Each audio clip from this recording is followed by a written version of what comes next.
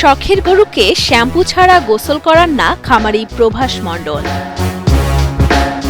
গরুটির গায়ের রং কুচকুচে কালো হওয়ায় আদর করে গরুটির নামও রেখেছেন কালু। গরুটি আকারে এতটাই বড় যে তাকে খামার থেকে বের করতে প্রয়োজন হয় ৩ থেকে ৪ জনকে। গরুটার নাম হচ্ছে কালু। নাম শখ করে আমি নামটা দিয়েছি কালু। ওর গার রংটা কালো ছিল, তাই আমি এর নাম কালু দিয়েছি।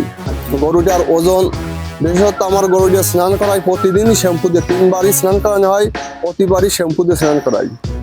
তারপর স্নান না করালে সে কোনো খাবারই খায় না, ৩ বেলায় তারা স্নান করাতে হবে। বাগেরহাটের চিতলমারীর খড়মখালী গ্রামের খামারি প্রভাস মণ্ডল জানান, সম্পূর্ণ প্রাকৃতিক উপায়ে লালন পালন করা হয়েছে প্রায় ১,০০০ কেজি ওজনের গরু কালুকে। প্রতিদিন ২০ কেজি ঘাস ও ভুসি এবং কলা খাওয়ানো হয় শখের গরুটিকে। আমি এই গরুটা পালতেছি অনেক শখ করে। গরুটা আমার প্রায় ৮ মাসের মতন লালন পালন করতেছি। ৩.৫ লাখ টাকা দিয়ে ক্রয় করেছি স্থানীয় হাট থেকে।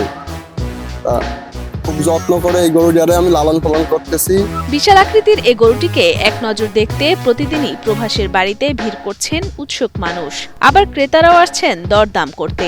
আমাদের এর প্রধান খাবার দয়া কলা, কলাই এদের গরুর প্রধান খাবার। কলা খাওয়ায় লালন পালন করি। ৯০০ থেকে ৯৫০ থেকে ১,০০০ কেজি ওজন হবে। কোরবানি ঈদের জন্য প্রস্তুত করা এই গরুটির দাম ৮.৫ লাখ টাকা নির্ধারণ করেছেন খামারি প্রভাস মণ্ডল। ন্যায্য দাম পেলে বিক্রি করার ইচ্ছা রয়েছে তার। আমাদের আনুমানিক ১,০০০ কেজির কাছাকাছি হবে। আমি দাম চাচ্ছি ৮.৫ লক্ষ টাকা।